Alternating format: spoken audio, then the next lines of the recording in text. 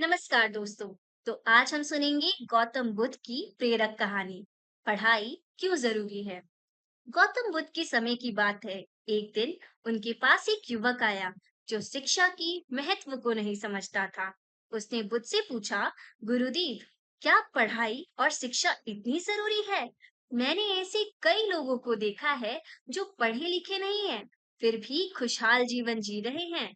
बुद्ध ने मुस्कुराते हुए युवक से कहा, तुम्हारा सवाल बहुत अच्छा है। इसका उत्तर मैं तुम्हें एक कहानी के माध्यम से दूंगा। एक बार एक गरीब किसान जंगल में लकड़ियां काटने गया। वहां उसे एक बड़ा और बेशकीमती रत्न मिला। किसान को यह समझ में ही नहीं आया कि यह रत्न कितना कीमती है। उसने इसे एक चमकदार पत्थर समझकर अपने झोले में डाल लिया। रास्ते में उसने एक व्यापारी को यह पत्थर दिखाया। व्यापारी ने उसे पहचान लिया और किसान से कहा, यह रत्न अनमोल है। इसे सही तरीके से बेचना सीखो तो यह तुम्हें अमीर बना सकता है। लेकिन किसान को यह समझ ही नहीं आया कि इसे कैसे बेचना है या इसकी असली कीमत क्या है। उसने इसे वैसे ही छोड़ दिया।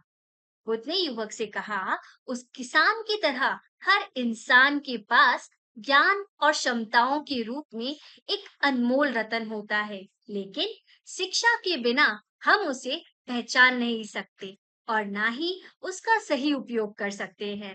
पढ़ाई हमें दिखाती है, हमें ये सिखाती है कि जीवन के कठिन सवालों का हल कैसे निकाला जाए, अपने कौशल को कैसे पहचाना जाए और अपने सपनों को कैसे पूरा किया जाए। युवक बुद्ध की बात समझ गया। उसने वचन दिया कि वह शिक्षा के महत्व देगा और जीवन में ज्ञान प्राप्त करेगा। तो इस कहानी से हमें ये संदेश मिलता है कि पढ़ाई और शिक्षा हमें अपनी क्षमता और दुनिया को समझने का दृष्टिकोण देती है। यह हमें केवल नौकरी या पैसा कमाने के लिए नहीं, बल्कि जीवन को सही तरीके से जीने और समझने के लिए जरूरी है। धन्यवाद दोस्तों।